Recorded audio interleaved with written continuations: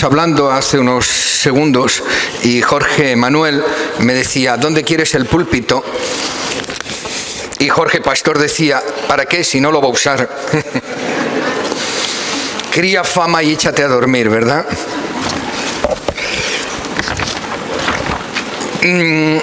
Hace tiempo me llamó profundamente la atención un artículo que leí. Hablaba de un capellán del ejército norteamericano.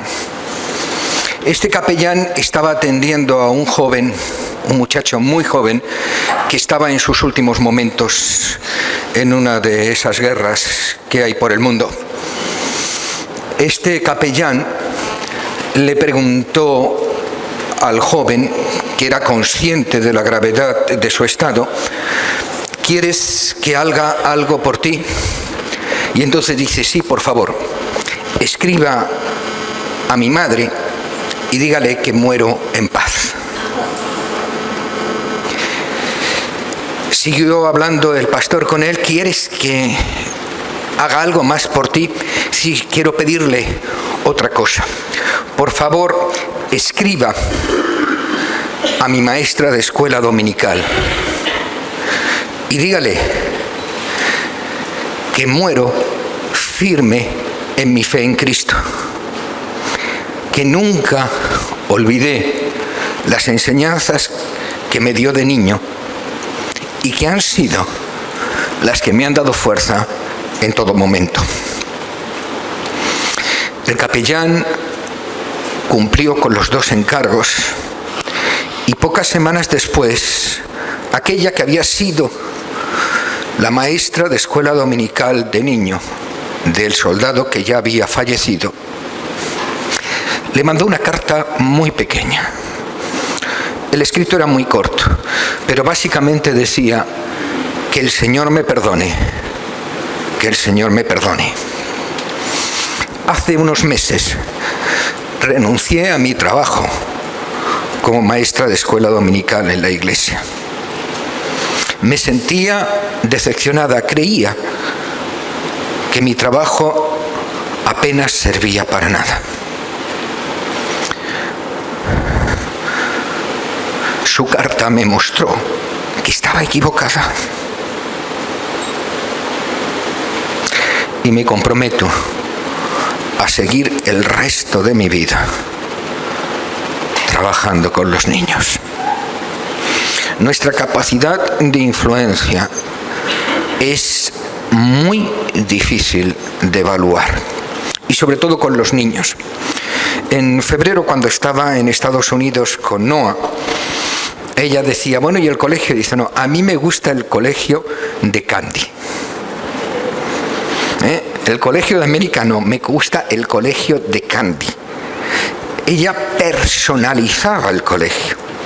Estas semanas atrás, mi nieto Lucas, que tiene algo más de 2 años, como sabéis, entre semana agarraba, se iba un día al armario, tomaba su mochila, la mochila que su madre pues le ponía las cosas, y decía, vamos con Mrs., no me di el nombre ni me acuerdo, que era su maestra de escuela dominical.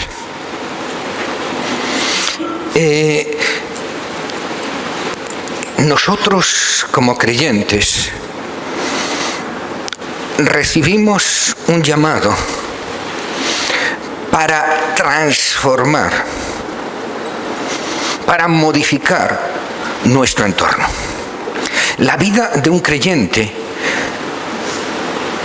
que permanece firmemente aferrado a Cristo Jesús, es imposible que no marque diferencia.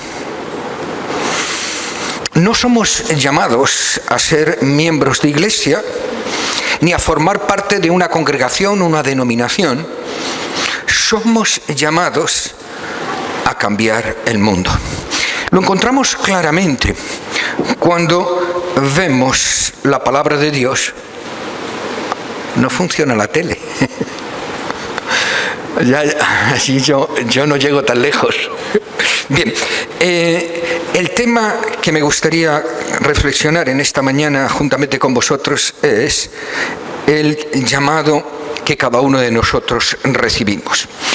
El apóstol Juan habla de que somos enviados. Ahora, hay 3 llamados del Cristo resucitado en el Nuevo Testamento. Él hizo el llamado en 3 ocasiones a sus discípulos. En primero lo encontramos en Juan, en el capítulo 20, los versículos del 21 al 23. Entonces Jesús les dijo otra vez: paz a vosotros, como me envió el Padre, así también yo os envío. Y habiendo dicho esto, sopló y les dijo: recibid el Espíritu Santo. A quien remitiereis los pecados les serán remitidos, y a aquellos a los que les retuviereis les serán retenidos. Otro de los llamados, el segundo de los llamados, es el más conocido, es el que nosotros utilizamos normalmente cada vez que hablamos de misiones, pero los 11 discípulos se fueron a Galilea, al monte donde Jesús les había ordenado, y cuando le vieron le adoraron, pero algunos dudaban. Y Jesús se acercó y les habló diciendo: toda potestad me es dada en el cielo y en la tierra. Por tanto, id y hacer discípulos a todas las naciones, bautizándolos en el nombre del Padre, del Hijo y del Espíritu Santo, enseñándoles que guarden todas las cosas que os he mandado. He aquí, yo estoy con vosotros hasta el final del mundo. Y el tercero de los llamados, lo encontramos en Hechos. Y les dijo: no os toca a vosotros saber el tiempo o la sazón que su Padre puso en su sola potestad, pero recibiréis poder cuando haya venido sobre el Espíritu Santo, y me seréis testigos en Jerusalén, en toda Judea, en Samaria y hasta lo último de la tierra. Y habiendo dicho estas cosas, viéndolo ellos, fue alzado y le recibió una nube que le ocultó a los ojos de ellos. Es decir, centrándonos en el primero de los llamados, el que nos refleja el Evangelio de Juan, nos habla de algo muy concreto, que Él nos ha llamado. Somos llamados. Las bases de este llamado las encontramos en Cristo Jesús. Es decir, como a mí me envió, es decir, en la misma manera que a mí me envió, yo os envío. Y si nosotros analizamos cuál es la vida y el ministerio de Cristo Jesús, encontramos que hay 2 elementos que son fundamentales, que son básicos. No se puede explicar el ministerio de Cristo Jesús sin estos 2 elementos. El primero de ellos es, sin duda, la perfecta obediencia. Jesús manifiesta a través de todo su ministerio, a través de toda su acción en la historia, que se mantiene fundamentalmente obediente al Padre. No soy yo, es lo que he recibido. No lo hago por mi propia iniciativa, lo hago por aquella que me envió. La obediencia es el primero de los elementos distintivos del llamado de Cristo. Pero tan importante como la obediencia, tan característico como la obediencia, tan trascendente como la obediencia, es el segundo aspecto de Cristo Jesús, el perfecto amor. Si algo define a Cristo Jesús es el amor. Encontramos manifestando ese amor de una manera palpable, de una manera evidente, de una manera incontrovertible.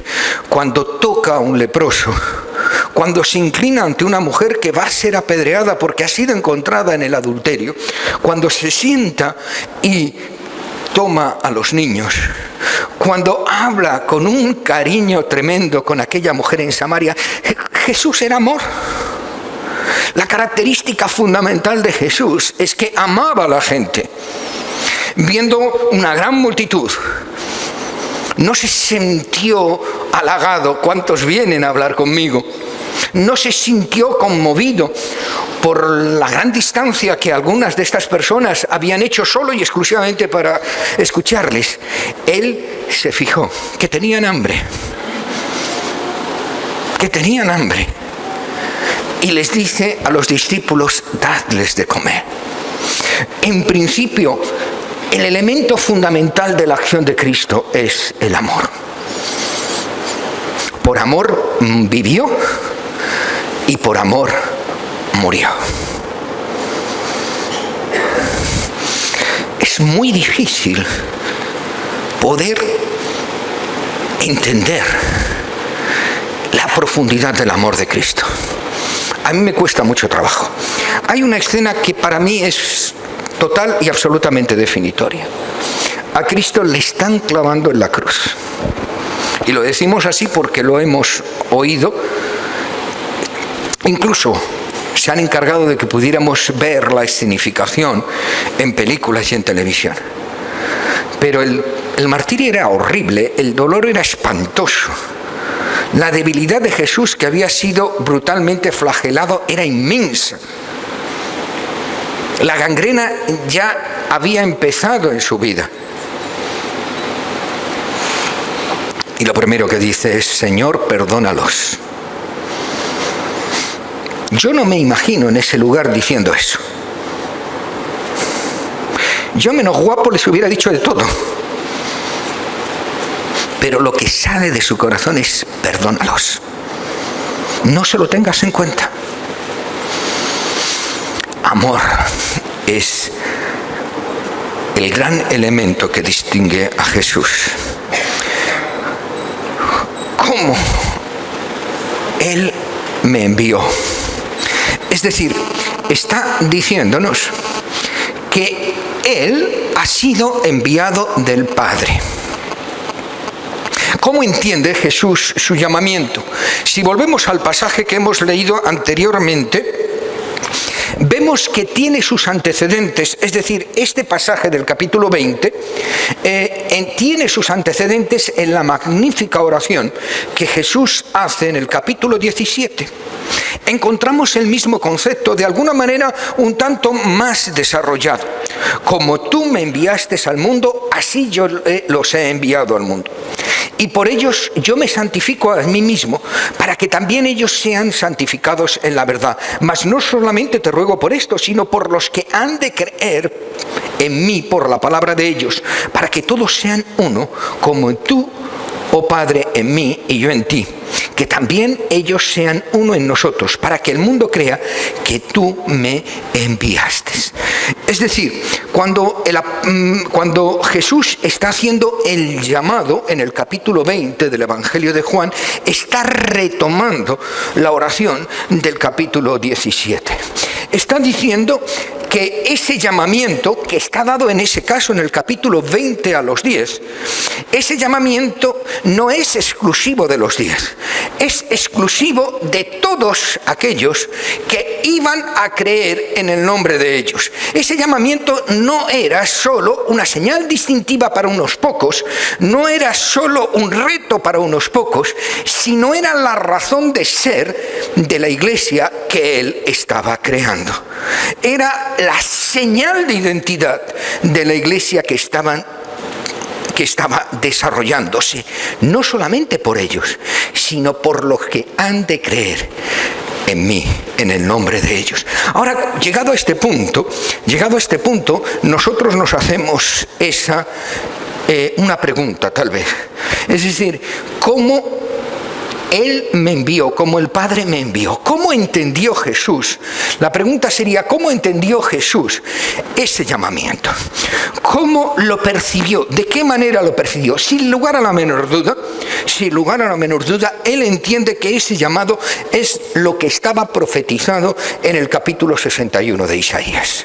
Es decir, el contexto, la razón, el objetivo, la manera de implicarse, cómo tenía que desarrollar ese llamado, sin lugar a la menor duda, estaba contenido ya muchos siglos antes de que él naciera en el capítulo 61 de Isaías. Y lo expresa claramente cuando en el capítulo 4 de Lucas él dice, tomando casi literalmente las palabras de Isaías 61, el Espíritu del Señor está sobre mí, por cuanto me ha ungido para anunciar las buenas nuevas a los pobres.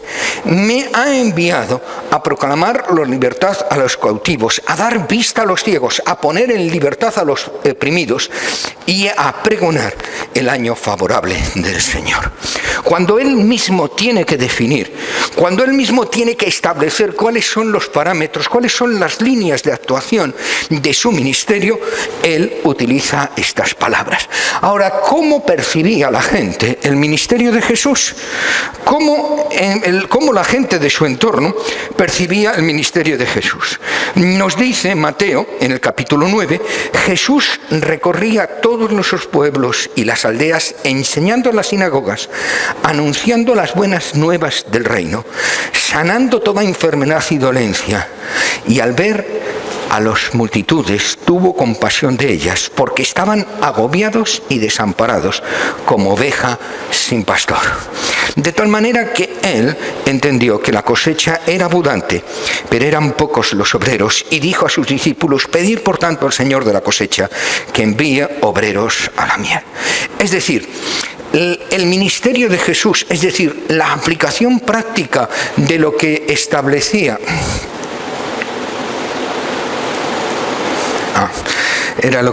la aplicación práctica de la expresión de Isaías 61 está manifiesta en todo su ministerio. Él iba por todas las ciudades, Él iba por todas las aldeas, Él iba por todos lugares predicando el Evangelio, pero no solamente predicando el Evangelio de una manera verbal, sino viviendo el Evangelio, manifestándolo a través del amor. Es decir, había una empatía de Jesús con el ambiente a su alrededor, y aunque tenía urgencia del Evangelio, se detenía ante la llamada de atención de un ciego. Aunque tenía urgencia de proclamar su evangelio, era capaz de irse con un hombre que le estaba diciendo que por favor ayúdame, mi hija estaba muy enferma. Aunque las personas a su alrededor le agobiaban y le presionaban, se detiene y dice: ¿quién me ha tocado? Y los propios apóstoles dicen: pero Señor, ¿qué pasa? ¿Has perdido la cabeza? Si te están espachurrando como en el metro en las horas puntas y tú me dices: ¿quién me ha tocado? Y se detiene en una pobre mujer que apenas se atreve a presentarse a él, solo tiene fuerzas para tocar el borde de su manto. Es decir, la fuerza, el poder, la convicción del Evangelio de Cristo estaba no solamente en sus palabras, y de hecho sí estaba, porque los judíos decían: este hombre habla como el que tiene autoridad, lo que dice él tiene fuerza, lo que dice él tiene convicción, lo que dice él tiene una capacidad de convicción profunda. Pero también estaba reforzado por su manera de vivir, por su manera de encarnar ese mismo mensaje que él proclamaba, y eso le diferenciaba profundamente de los maestros de su época. De los maestros de su época que, como él señala, ponían una cara delante del público, pero en su corazón había una cosa totalmente diferente. Predicaban una cosa, pero hacían todo lo contrario. No vivían aquello que proclamaban. En el Señor Jesús no había ninguna diferencia entre lo que decía y lo que hacía.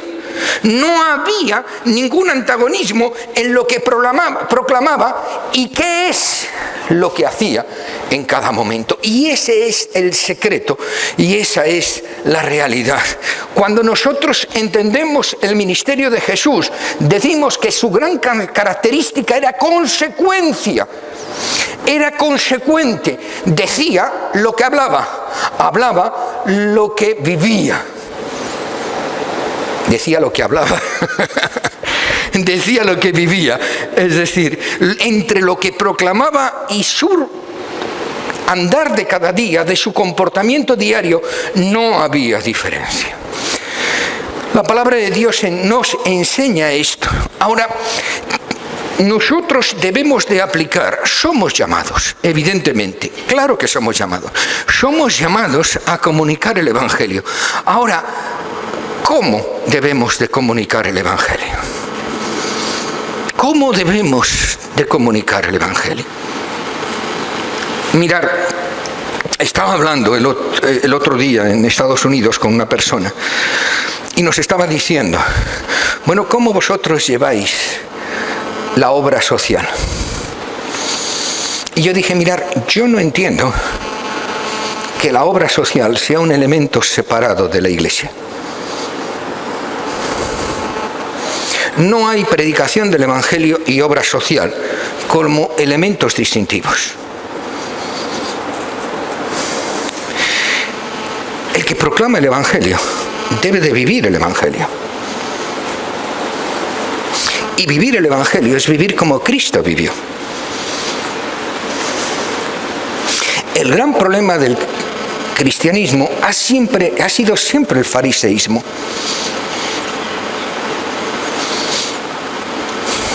Yo recuerdo cuando las leí por primera vez las frases de Gandhi. Sabéis que Gandhi en una parte de su vida vivió en África del Sur. Y él dijo una frase muy dura para el cristianismo.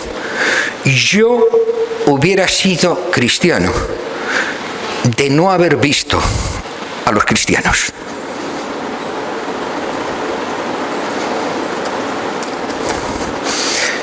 A Gandhi le impresionó positivamente, le marcó profundamente las palabras de Cristo. Pero la vida de los cristianos le apartó de Cristo. El gran problema, la gran dificultad del cristianismo en el siglo XXI es la disyuntiva entre lo que el cristiano dice y lo que el cristiano hace. No hay dos evangelios. No hay un evangelio que predicamos y un evangelio social. Hay un evangelio. Y el creyente, el que trata cada día de incorporar en su vida aquello que Cristo nos enseñó, tiene que tener en cuenta dos cosas. Primero, que cuando Jesús nos llama, dice ¿cómo? Es decir, este adverbio significa de la misma manera, igual. Es decir, como el Padre me envió, así yo os envío.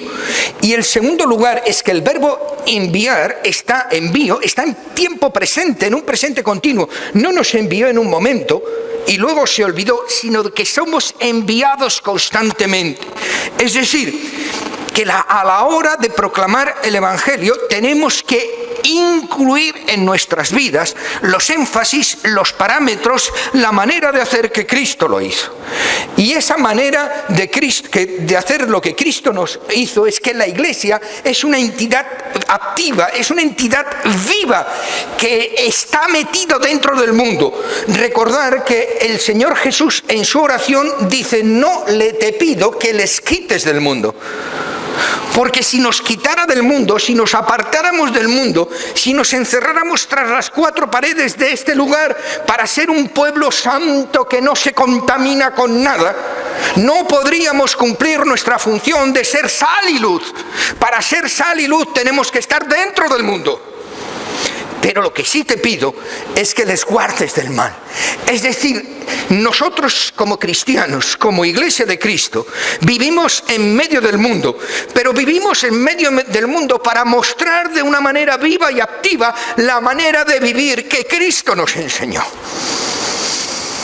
No vivimos dentro del mundo para ser parte del mundo, sino para transmitir a través de los actos de cada día la manera en que Cristo nos enseñó. Por lo tanto, la unidad y la pureza espiritual o santidad deben ser los elementos distintivos de la vida del creyente y por lo tanto de la vida de la Iglesia. El Señor Jesús no pudo pasar alrededor de una necesidad y mirar para otro lado. Nosotros debemos actuar igual. El Señor Jesús no vivía al margen de la sociedad como los fariseos o los doctores de la ley o los sacerdotes de su época.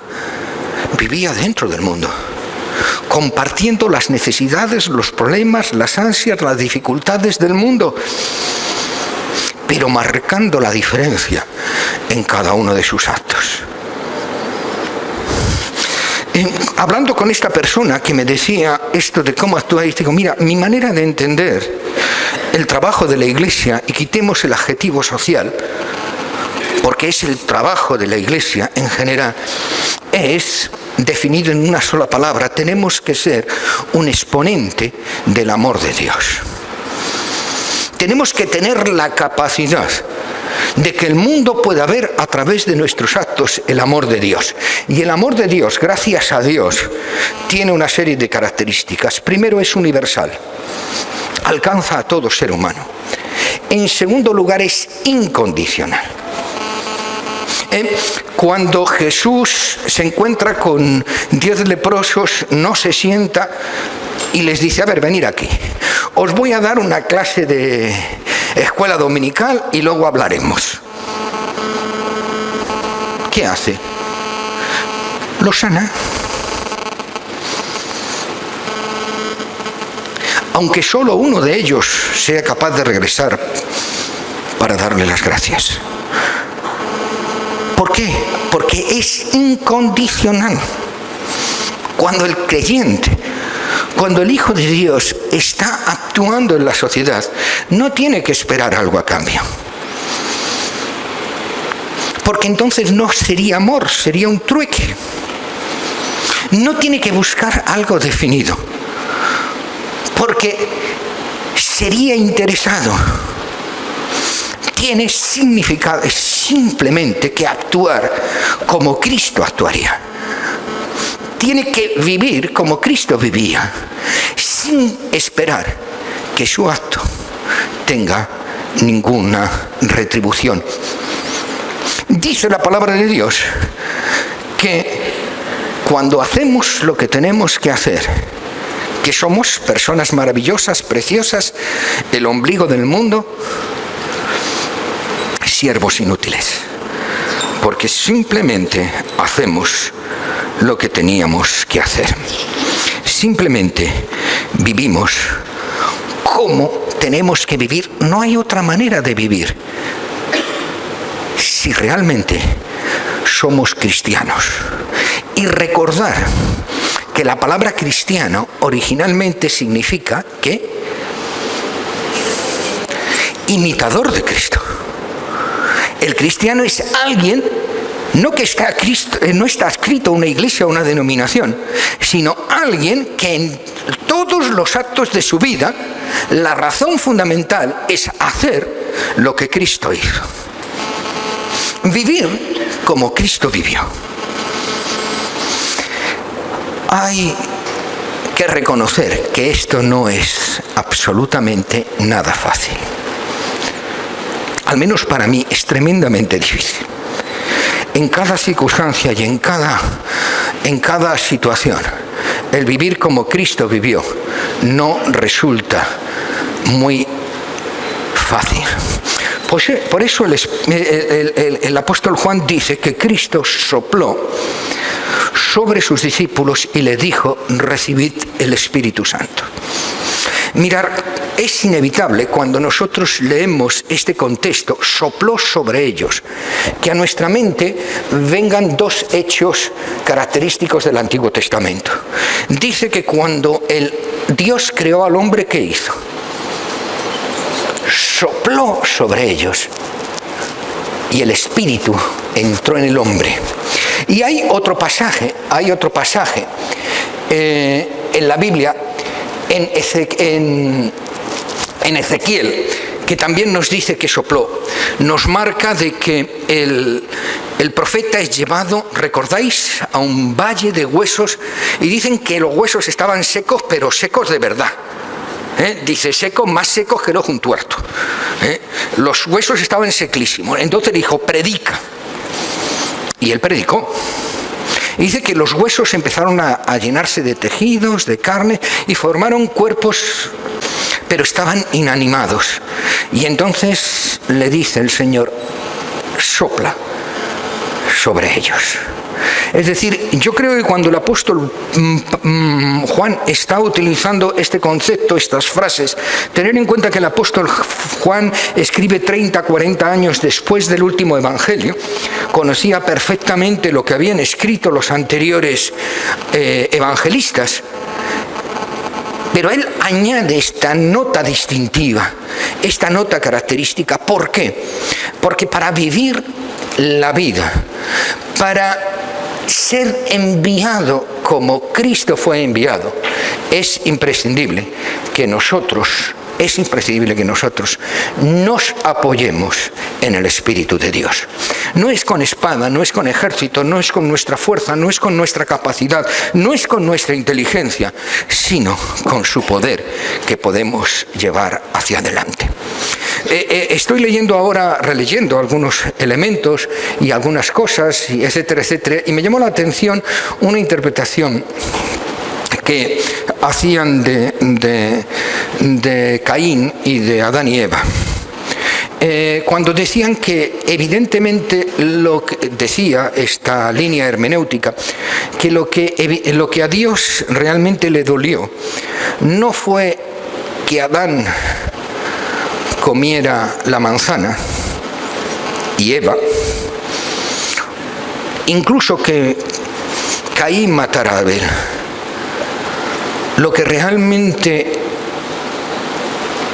movió a Dios es que trataran de aparentar que nada había sucedido.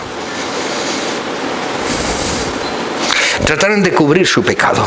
Adán le echó la culpa a Eva le echó la culpa a la serpiente, y la serpiente, si hubiera hablado, a Dios sabe a quién le hubiera echado la culpa. Y Caín, cuando Dios le pregunta, ¿dónde está tu hermano?, se hace el loco, como si no fuera con él. Vamos a ver, tenemos que ser conscientes de que en el mundo vamos a pecar. Porque la misión no es fácil, porque aplicar a nuestra vida los parámetros con los que vivió Cristo Jesús no es nada fácil. Y tenemos que ser conscientes de que vamos a fallar.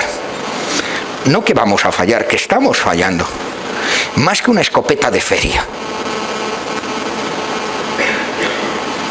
Tenemos que ser conscientes que solo en la medida que permanezcamos unidos a Cristo a través de la presencia directora de su Espíritu en medio de nosotros, en esa medida vamos a ser fieles, pero que nos apartamos de ella con demasiada frecuencia.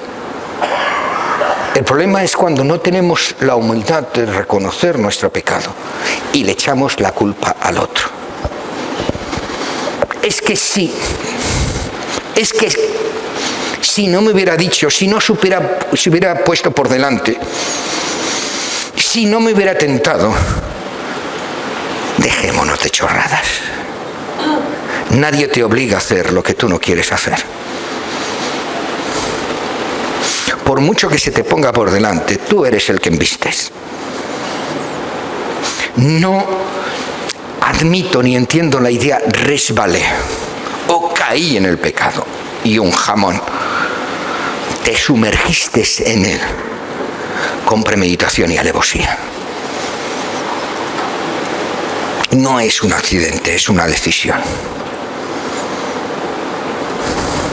No es un incidente, es un camino que tú estás recorriéndonos. El Espíritu Santo es la única fuerza que puede redarguir nuestros corazones, mostrar la convicción de pecado, crear en nosotros ese espíritu de arrepentimiento que nos lleve a retomar aquella vida que en un momento determinado perdimos. Separados de Él, nada podemos hacer. Y el elemento de conexión y unión, sin lugar a la menor duda, es el Espíritu Santo. Podremos recordar las palabras del apóstol Juan en una versión nueva que para mí le da una fuerza especial. Odiar a tu hermano es como darle muerte. Y debéis saber que ningún asesino tiene dentro de sí vida eterna. Nosotros hemos conocido qué es el amor en que Cristo dio su vida por nosotros. Demos nosotros la vida por los hermanos. Pero si alguien nada en abundancia y viendo que su hermano está necesitado le cierra el corazón, ¿tendrá valor para decir que ama a Dios? Dios mío, obras son amores y no buenas razones. No se trata de lo que confesamos. Se trata de cómo vivimos. No se trata de lo que proclamamos, sino de lo que cada una de nuestras actitudes, cada una de nuestras acciones, cada uno de nuestros pasos muestran. Porque con demasiada frecuencia nuestras acciones anulan nuestras palabras. Nuestra manera de vivir opacan, si no hacen desaparecer lo que nosotros decimos. Somos llamados a proclamar las buenas nuevas de salvación. Pero somos llamados a proclamar esas nuevas de salvación no de cualquier manera, sino como Cristo lo hizo. Porque el Padre envía a Cristo y como el Padre envió a Cristo, Cristo nos envía a nosotros. No hay manera particular de entender ese llamado. No hay una manera particular de entender nuestra actuación. Tenemos que ser como Cristo. Nuestro llamado no es a ser nosotros mismos, sino a imitar a Cristo Jesús, a vivir como Él vivió, a responder como Él respondió. No hay alternativa. Y en la medida que seamos capaces de aferrarnos al Espíritu de Dios, esto va a ser una realidad. Esto es una realidad. Lo que nosotros tenemos que hacer, y debemos hacerlo con frecuencia, no en un momento determinado, no en un momento sensiblero, no en un momento emocional, sino en la cotidianidad de cada día, es preguntar, ¿realmente mi vida y mis actos reflejan a lo que Cristo es? ¿Soy un buen espejo de Cristo? ¿Cristo hubiera hecho eso que yo estoy haciendo?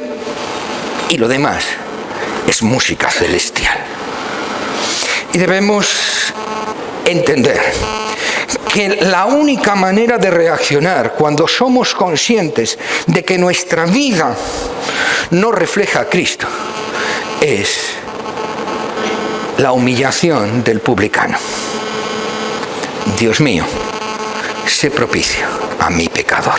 No hay lugar para la justificación. No hay lugar para la desviación. No hay lugar para mirar a otro, porque nuestro único punto de referencia es Cristo. Nuestro único punto de referencia es Cristo. Ahora a mí me gustaría terminar invitándoos a reflexionar. ¿Está mi vida reflejando a Cristo Jesús?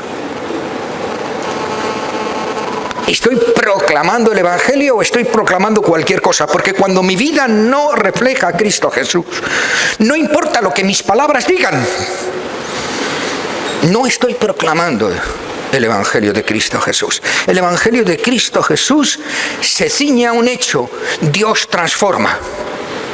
Y la evidencia de que Dios transforma son vidas transformadas. ¿Está mi vida reflejando a Cristo Jesús? Si no es así, yo te invito a que hagas un alto del camino, te dejes de zarandajas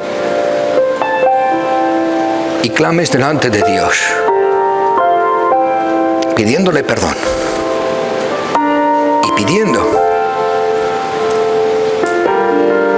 que te muestre qué es aquellas cosas que tienes que dejar o qué cosas tienes que incorporar para que tu vida vuelva a reflejar a Cristo Jesús. Pero tal vez nunca te has planteado esto, tal vez nunca has pensado que tu vida tenía que reflejar a Cristo Jesús. En ese caso yo te invito que en este momento también hagas un alto en el camino y pidas que el Señor te dé fuerzas, te dé discernimiento y sabiduría para que de ahora en adelante decidas seguir a Cristo y hagas como meta de tu vida el que ésta sea un exponente de Cristo Jesús. Yo os invito a que cada uno de nosotros indaguemos en nuestro corazón y demos la respuesta. Hoy no voy a hacer llamamiento. Pero no es porque no haya un llamamiento. Siempre que la palabra de Dios es proclamada, el objetivo es que reflexionemos y que rectifiquemos. Lo que yo sí quiero pedirte es que en cualquier momento, cuando tú necesites que tienes que tomar una determinación, lo hagas en tu corazón. Es fundamental, lo hagas en tu corazón. No busques excusas, hazlo en tu corazón. Y si realmente sientes necesidad, yo te invito a que vayas en cualquier momento donde pone oración y petición, porque queremos orar por ti. Queremos pedir que el Señor te dirija y te guíe en ese camino siempre difícil de exponer y manifestar a Cristo en tu vida.